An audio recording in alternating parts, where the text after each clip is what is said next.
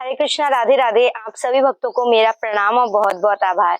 आप सभी को अक्षय तृतीया की खूब खूब बधाई। तो आज के वीडियो में हम अक्षय तृतीया की कथा श्रवण करने वाले हैं, साथ में कुछ अननोन फैक्ट्स जो अक्षय तृतीया के दिन हुआ था। तो अगर आप इस वीडियो को देख रहे हैं तो ये सुन लीजिए कि अक्षय यानी कि जो कभी क्षय नहीं होता है, जो कभी भी समाप्त नहीं होता है। तो ऐसा कहा जाता है कि अक्षय तृतीया के दिन आप जो भी कार्य करते हैं वो क्षय बन के रह जाता है, इटर्नल बन के रह जाता है। यानी कि अगर आप कुछ अच्छे कार्य करते हैं तो वो अक्षय बन के रह जाता है, और अगर आप कुछ बुरे कार्य करते हैं तो उसका फल भी आपका पीछा कई जन्मों तक नहीं छोड़ता है। इसलिए ऐसा कहा जाता है कि अक्षय तृतीया की कथा को जो श्रवण करते हैं उन्हें बहुत पुण्य फल प्राप्त होता है। तो अगर आप इस वीडियो को देख रहे हैं तो आप अपने दोस्तों के साथ, अपने फैमिली के साथ जरूर शेयर करें, ताकि वो भी अक्षय तृतीया के दिन का जो पुण्य फल होता है उसको प्राप्त करने का सौभाग्य पा सके। कथा ऐसी है कि एक व्यक्ति थे जिनका नाम था धर्मदास। तो वो अक्षय तृतीया के दिन ब्राह्मणों की सेवा करते थे, ब्राह्मणों को दान पुण्य करते थे।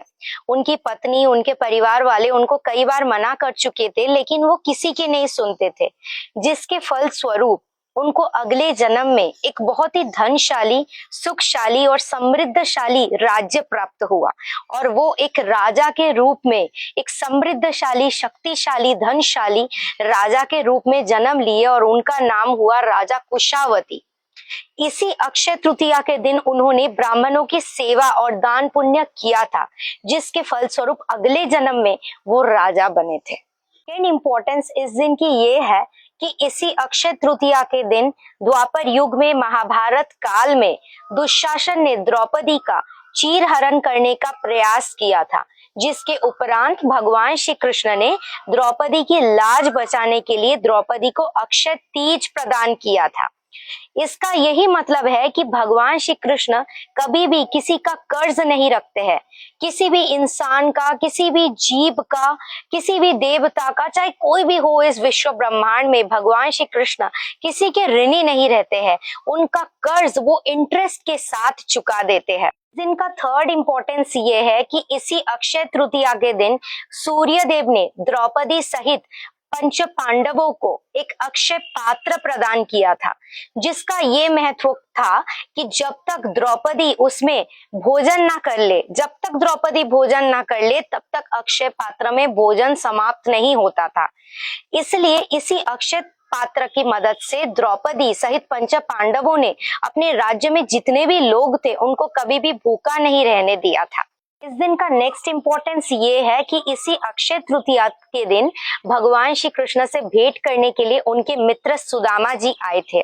सुदामा जी एक गरीब ब्राह्मण थे, तो उनको कुछ भी नहीं था उनके पास भगवान श्री कृष्ण को देने के लिए। तो उन्होंने चावल के कुछ दाने भगवान श्री कृष्ण के चरणों में रख दिए थे। उनके भाव से प्रसन्न होकर भगवान श्री कृष्ण ने सुदामा जी के छोटे से कुटिया को एक महल में बदल दिया था। इसका यही मतलब है कि आप भगवान को चाहे 56 भोग लगा ले, लेकिन उसमें प्रेम ना हो, भक्ति ना हो, तो भगवान उसको स्वीकार नहीं करते हैं।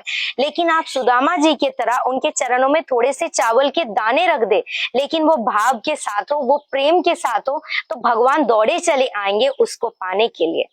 का नेक्स्ट इंपॉर्टेंस ये है कि इसी अक्षय तृतीया के दिन भगवान श्री कृष्ण के, भगवान श्री विष्णु के छठा अवतार भगवान श्री परशुराम इस धरती पर अवतरित हुए थे। इस दिन का नेक्स्ट इंपॉर्टेंस ये है कि इसी दिन, इसी अक्षय तृतीया के दिन माँ गंगा इस धरती पर, इस संसार पर अवतरित हुई थी।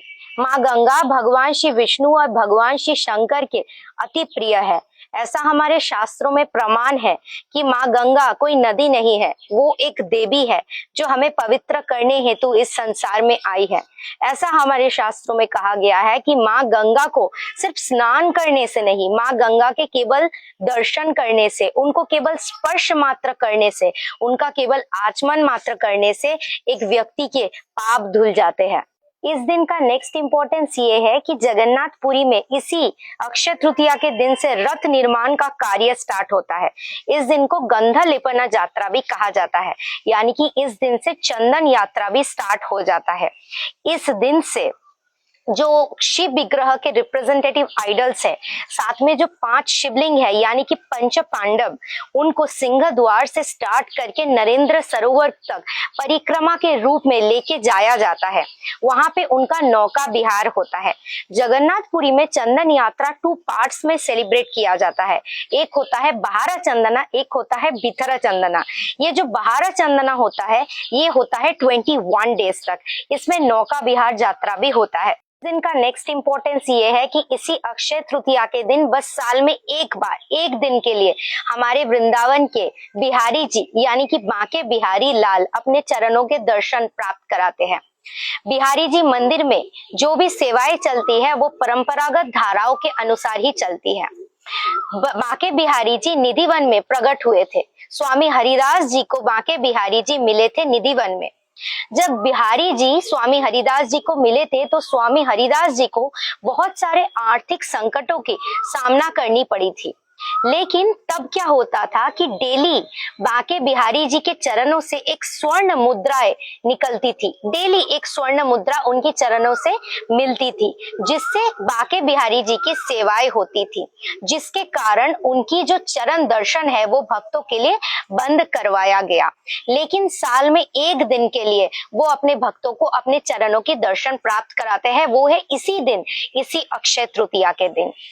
ऐसा भी कहा जाता है कि अक्षय तृतीया के दिन वो सुबह अपने भक्तों को राजा के वेश में दर्शन देते हैं, जहां पे उनके चरणों में एक 1.25 किलो चंदन का लड्डू रखा होता है और रात में उनके शरीर में चंदन का लेपन होता है।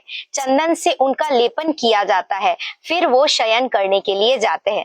इस दिन का नेक्स्ट इंपॉर्टेंस ये है कि इसी अक्षय तृतीया के दिन से हमारे जो 4 धाम है, केदारनाथ, बद्रीनाथ, गंगोत्री और यमुनोत्री, उनके जो द्वार है ये खुल जाते हैं और वो अपने भक्तों को दर्शन प्रदान करते हैं। सबसे पहले गंगोत्री और यमुनोत्री के द्वार खुलते हैं, उसके बाद केदारनाथ और बद्रीनाथ के द्वार खुलते हैं। इस दिन का लास्ट इंपॉर्टेंस ये है कि इसी अक्षय तृतीया के दिन भगवान श्री विष्णु नर नारायण ऋषि के रूप में इस धरती पर, इस संसार पर प्रकट हुए थे, अवतार लिए थे। तो नर नारायण ऋषि आज भी बद्रीनाथ में तपस्या कर रहे हैं। ऐसा कहा जाता है कि इस संसार में बहुत ज़्यादा द्वेष है, क्लेश है, द्वंद्व है, ईर्ष्या है, लड़ाई है। तो इसलिए नर नारायण ऋषि अपने तपस्या के बल से इस दुनिया को प्रलय होने से बचा रहे हैं। ऐसा कहा जाता है आज भी जो बद्रीनाथ में अक्षय तृतीया के दिन जाते हैं, पुण्य सहित, सेवा सहित भगवान बद्री नारायण का दर्शन करते हैं, नर नारायण ऋषि अपने तपस्या का फल उन भक्तों को प्रदान करते हैं। तो यही थे अक्षय तृतीया के कुछ अननोन फैक्ट्स। और इस दिन के बहुत सारे महत्व है जिसको एक वीडियो में लाना इम्पॉसिबल है। फिर भी जितने भी इम्पॉर्टेंट घटनाएं हैं, इम्पॉर्टेंट लीलाएं हैं, वो मैंने ट्राई किया इस वीडियो में आप सबके सामने प्रेजेंट करने की। तो चलिए आज की वीडियो को यहीं पे एंड करते हैं। हरे कृष्णा, जय श्री राधे।